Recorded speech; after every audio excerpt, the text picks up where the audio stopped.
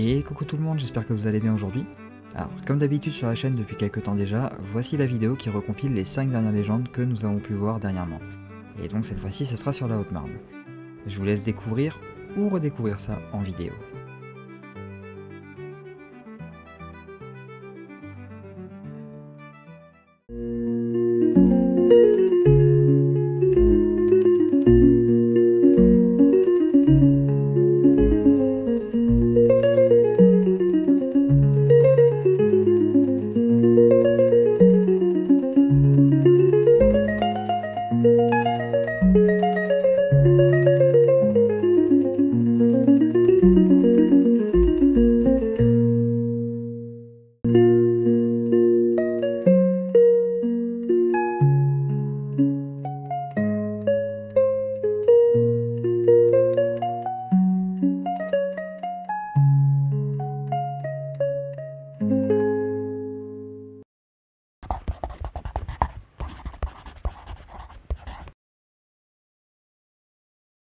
Une nouvelle créature à ajouter à notre bestiaire français, une créature terrifiante dont on peut voir une représentation sur une fontaine d'Augère. J'ai nommé de son étrange nom, la Peutebête.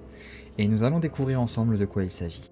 On ne sait quand est apparue l'étrange créature. Tout ce que l'on sait, c'est que les prédateurs locaux se faisaient de plus en plus invisibles, comme effrayés par quelque chose, une entité bien assez forte pour pouvoir battre même les ours et les meutes de loups dans nos bois, à elle toute seule. On ne sut jamais ce qu'il advint de leur sort, dévorés ou enfuis vers de nouveaux horizons plus cléments. Seule demeure la Peutebête, invisible mais pas inaudible, car tout commença par son rugissement que l'on pouvait entendre ici et là dans la vallée. Qu'y a-t-il de pire qu'une créature invisible? Je vais vous le dire moi, une créature volante, car dotée d'immenses ailes, elle pouvait survoler la région, ce qui avait le don de rendre sa traque particulièrement éprouvante pour les téméraires osant la braver. Peu à peu, lorsque les bêtes se vidaient en sa présence, elle s'en prit aux troupeaux, puis aux humains, et on pouvait alors retrouver le fruit de ses chasses, ossements, corps mutilés et animaux abandonnés dans les champs. La créature avait faim de viande fraîche, et n'était pas vraiment regardante sur sa provenance. Sa seule apparence nous vient d'une fontaine. On peut alors y voir une créature à 4 pattes, possédant des ailes et une queue semblable à celle d'un rat. On ignore alors la taille qu'elle aurait pu faire si elle avait vraiment existé, et ce n'est pas tout. Le jour où on inaugura la dite fontaine, la créature s'invita alors sur place voulant se servir un festin. Elle cibla une femme qui fermait les yeux, prête à se sacrifier si cela permettait d'assouvir la faim de la bête afin de sauver le reste des habitants. Mais il n'en fut rien. La Peutebête eut un adversaire inattendu. Saint Georges débarqua des cieux armé d'une lance qu'il lança sur la créature quand celle-ci se tenait debout sur la fontaine. La créature fut pétrifiée et la lance prit la forme d'un tuyau de métal, selon la légende, bien évidemment. Une bien étrange créature que celle-ci. On ne sait ni comment elle est apparue, ni comment elle a disparu en vérité.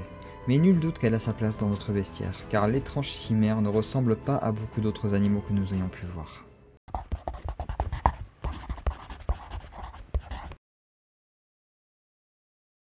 Comme vous le savez sûrement déjà, il y a des endroits en France, comme partout ailleurs, à qui le nom vient d'une histoire.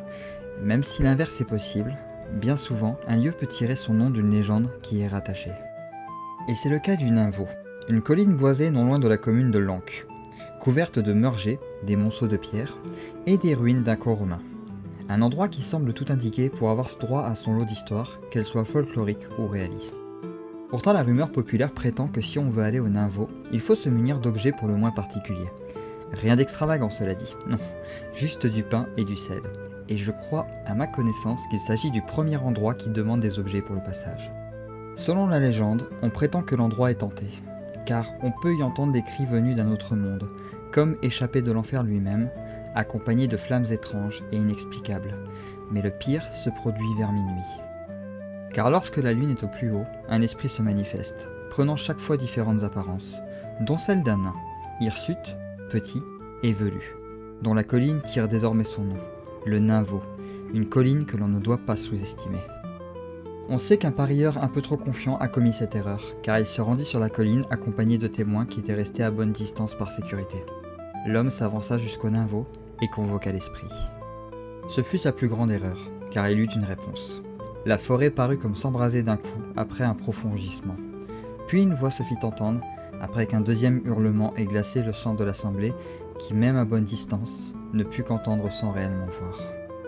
Et la voix fut claire. Sans pain ni sel, on reste au Navaud.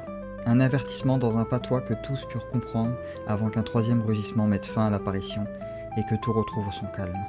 Un calme pesant. Quand l'homme téméraire revint au niveau de ses amis, il était pâle, et jamais il ne voulut parler de ce qu'il avait vu au Navaud. Jamais on ne lui en demanda plus, et la rumeur populaire affirme que sans pain ni sel, on ne passe pas le Navaud, selon la légende.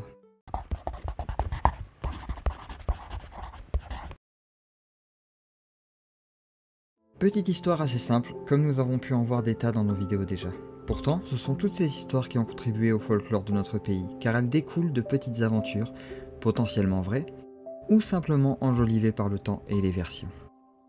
Nous nous tournons vers le village de BCI, pardon pour la prononciation, où nous pourrons trouver une petite histoire de ce type, celle d'un musicien qui aura connu une mésaventure qui aurait pu potentiellement lui coûter la vie. Pourtant, il a été sauvé d'une façon assez déconcertante peu de temps après la Première Guerre mondiale. Non loin d'un moulin où se déroulait une des nombreuses fêtes du village durant l'hiver, le fameux musicien qui s'appelait Jojo était présent pour égayer la soirée des habitants à l'aide de son précieux violon. Ainsi, la fête dura jusqu'à tard dans la nuit. Mais aucune fête ne dure éternellement et tout le monde finit par regagner les habitations, leurs lits et leurs travaux nocturnes. Jojo venait quant à lui d'un village voisin. Ce fut enivré de vin qu'il rentra chez lui au cœur de la nuit en passant par la forêt enneigée. Dans sa malchance, l'homme tomba dans un piège et sa jambe fut bloquée. Impossible pour lui de s'en délivrer. Et la situation empira encore plus lorsqu'un loup, attiré par le bruit, se présenta à lui. Jojo, malgré l'ivresse, comprit alors à quel point la situation était critique. Il fit donc la seule chose qu'il put faire, jouer de son violon, évitant autant que possible les gestes brusques pour ne pas affoler l'animal en récupérant son archet et son instrument. Il était d'une lucidité remarquable et le vin n'altérait en rien sa capacité à jouer. Ainsi, le son du violon se fit entendre toute la nuit, et on ne sait pourquoi, mais le loup ne toucha jamais l'homme tant que la douce musique se faisait entendre. La situation dura jusqu'aux premières lueurs du soleil, jusqu'à l'aube. Le chasseur, qui venait alors relever ses pièges, tomba sur l'étrange duo, mais sans attendre, fit fuir l'animal et libéra le pauvre musicien qui avait eu la vie sauve. On ne sait par quel miracle, hormis celui de la musique. Car tous savent qu'en hiver, les loups peuvent être particulièrement affamés. Et cette histoire s'arrête ici. On peut donc supposer que le musicien rentra chez lui. Quant à la véracité de cette histoire, le doute est permis. Après tout, la musique est connue pour adoucir les mœurs, y compris chez les animaux. Donc, qui sait ?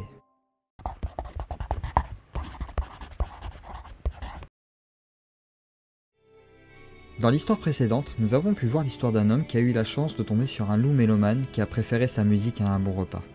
Mais tous n'ont pas eu cette chance. C'est ce que nous apprend l'histoire de la Croix de Vivet, celle d'un homme qui s'est battu pour vivre. Cet homme s'appelait Jean-Christophe Léolté, connu pour avoir été à la fois le seigneur et maire de Vivet. Un homme qui était issu d'une famille de parlementaires, connu aussi pour avoir été le représentant de la noblesse à l'Assemblée des États généraux. Car oui, il nous faut remonter jusqu'à l'époque de la Révolution française dans notre histoire. Jean-Christophe était quelqu'un de cultivé, mais n'avait pas peur de mettre la main à la pâte, travaillant la terre et le bois parmi les hommes du peuple. Il a également passé près d'1 an et demi en prison, ce qui acheva de l'endurcir, afin que vous puissiez bien visualiser le personnage. Grand, fort et intelligent, il avait tout pour être un héros, mais notre histoire le placera cependant plus comme un survivant. L'époque était sombre et il n'était pas prudent de se balader en forêt, car les prédateurs y étaient encore nombreux, surtout durant les périodes hivernales où la nourriture venait à manquer. C'est dans ce contexte que le comte de Vivet connut un des moments les plus houleux de sa vie, alors âgé de 79 ans. Pendant qu'il était occupé à la tâche en forêt avec une serpette, sorte de petit couteau à lame recourbée vers l'avant, un loup le prit pour une proie et l'attaqua alors qu'il ne faisait pas attention. L'assaut fut tel que le visage et une main de l'homme fut marqués par les crocs. Cependant, il ne se laissa pas démonter et attaqua le loup avec l'arme. Un combat inégal qui pourtant joue en faveur de l'homme. Rassemblant le peu de force qui lui restait, Jean-Christophe parvint à tuer le prédateur au terme d'une lutte éprouvante.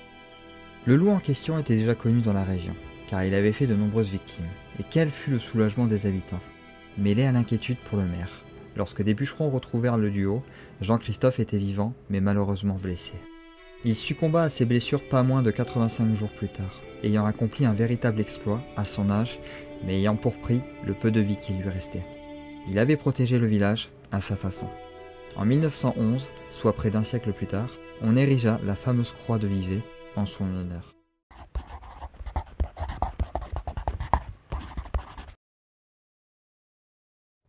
Cela faisait un moment que nous n'avions pas parlé d'une légende autour d'une grotte. Même si la personnalité dont nous allons parler a réellement existé, et nous pourrons découvrir son histoire, il court une petite rumeur sur le personnage. Nous parlons là de Julius Sabinus, un chef lingon, j'espère que ça se dit comme ça, qui s'est retourné contre l'Empire romain pendant une révolte du peuple gaulois et germain. Sabinus fut l'un des chefs les plus remarqués, en plus de se déclarer l'arrière-petit-fils de Jules César lui-même. Rien que ça. Quoi qu'il en soit, il participa à de nombreuses batailles durant le soulèvement des Bataves en 69. Une coalition qui remportera de nombreuses batailles, repoussant quelque peu les Romains jusqu'à ce que la révolte soit stoppée net, par un général romain du nom de Petilius Cerialis. Sabinus tentera par ailleurs un régime impérial en Gaule en invoquant ses origines avec le grand empereur romain. Mais sans succès, car l'armée romaine avait repris du terrain et sapé la révolte, à la suite desquelles les Lingons ne furent plus considérés comme des citoyens de Rome. Une révolte qui dura environ 2 ans. Voulant profiter du climat géopolitique déséquilibré des Romains pour s'imposer, mais qui au final n'aboutit à rien face aux légions venues d'Italie et d'Espagne. Julius Sabinus n'eut d'autre choix que d'user de subterfuges pour fuir. Il laissa la rumeur courir comme quoi il avait mis fin à ses jours, brûla sa maison et s'enfuit pour se cacher quelque part. Un flou demeure sur ce morceau de l'histoire, et la légende voudrait que ce soit la grotte dont nous parlions, celle que l'on appelle la grotte de Sabinus. Même si dans les écrits, la nature de cette cachette demeure brumeuse. Quoi qu'il en soit, durant 9 ans, il resta caché sous terre, selon notre version. Sa femme, nommée Éponine, fit semblant de porter le deuil, mais chaque nuit, elle lui rapporta de quoi subvenir à ses besoins. Femme sans qui Sabinus n'aurait pas pu survivre aussi longtemps et qui lui donna 2 enfants.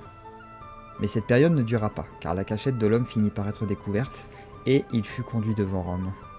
Inutile de préciser que la clémence des Romains ne fut pas de mise. Le couple passa par le fer, et ainsi s'acheva l'histoire d'une des plus grandes figures de la Gaule de cette époque.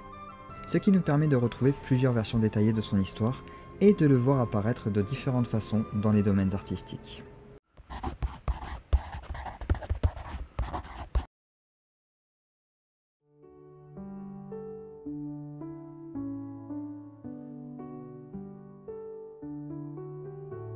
Voilà qui met fin à cette série d'histoires autour de la Haute-Marne. Il m'aura fallu un peu de temps pour trouver des légendes, d'où le rythme de sortie un peu plus retardé. Quoi qu'il en soit, j'espère qu'elles vous auront plu et je vous retrouve dans les prochaines vidéos. Une découverte et une fable, comme d'habitude, avant d'attaquer un nouveau département. Nous retournerons dans le nord de la France pour le prochain. D'ici là, je vous souhaite une bonne fin de journée et je vous dis à très vite.